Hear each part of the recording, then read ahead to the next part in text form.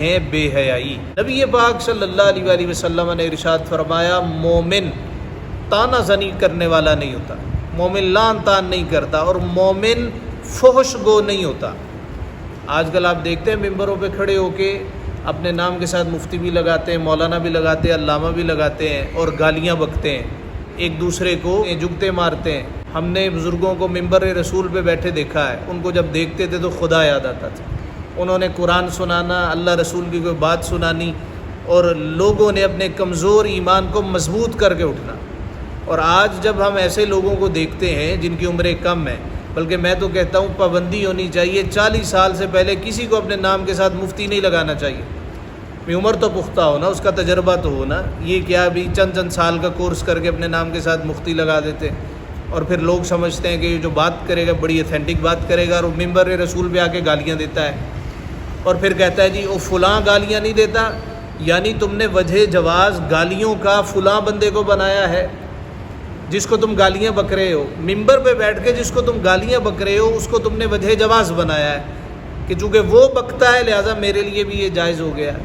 سرکار نے مومن کی نشانی بیان کی ہے، یہ سنن ترمذی میں حدیث ہے، مومن فحش گو نہیں ہوتا، مومن گالیاں نہیں۔ پہلے اللہ رسول یاد آتے تھے، اب جب جگتے سناتا ہے تو لوگ کہتے ہیں اے تے وہ جگت امانت چاند نے بھی کی تھی، سی یہ جگت تو اسٹیج والا ایکٹر بھی کر چکا ہے۔ یہ لوگوں کو دین سکھا رہے ہیں، یہ لوگوں کو دین پڑھا رہے ہیں، اور لوگ پھر دین سے متنفر ہو رہے ہیں۔ سرکار نے فرمایا بشروا ولا تنفروا، بشارتیں دینا، لوگوں کو متنفر نہ کرنا، یسروا ولا تعسروا، آسانیاں بانٹنا، لوگوں کے لیے مشکلات کے پہاڑ کھڑے نہ کرنا۔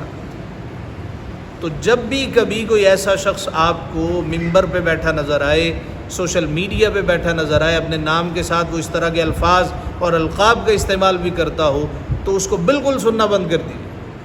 جان لیجئے کہ یہ دنیا پرست آدمی ہے، یہ پیسے کا پجاری ہے، یہ چاہتا ہے کہ بھئی میری واہ واہ ہو، میں ہر وقت دن رہوں۔ جس طرح وہ ایکٹریس تھی نا، ہر وقت اس نے کوئی نہ کوئی بیان داغتے رہنا، اس کا کوئی سر پیر نہیں بھی، کیوں؟ تاکہ میں خبروں میں رہوں۔ طرح کے آگے تماشبین قسم کے لوگ آگے، پہلے وہ کہتے تھے کہ بھئی یہ مدنی صاحب ہیں، یہ لطیفے سناتے ہیں، یہ جھکتے سناتے ہیں۔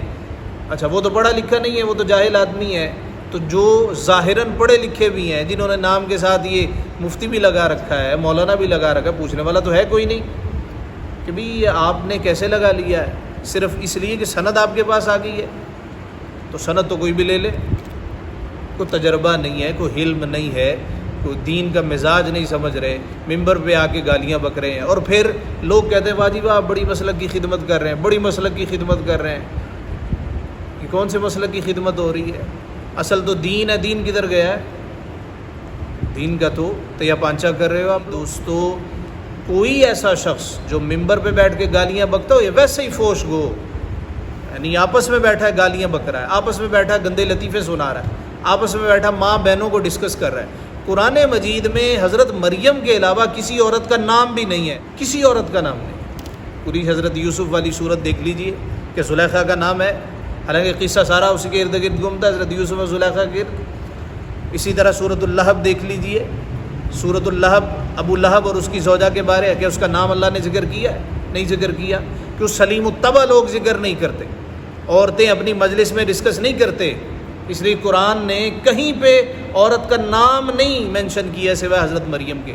وہ بھی اس لیے کہ حضرت عیسیٰ علیہ السلام بغیر باپ کے پیدا ہوئے، اور ان کی والدہ کی عظمت بیان کرنے کے لیے قرآن نے حضرت مریم کا تذکرہ کیا۔ اور ایک صاحب کے ساتھ جب بھی میں دیکھتا ہوں شمشیر اعلیٰ حضرت، یعنی تلوار ہے، اعلیٰ حضرت کے پھول کوئی نہیں تھے، تلواریں تھیں، ہر وقت تلوار ہی مارتے تھے، ہر وقت نیزے ہی مارتے تھے،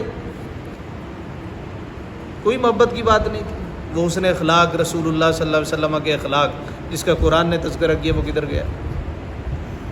یہ دیکھیے اب آیت، والذین یجتنبون کبائر الاثم والفواحش، اور وہ جو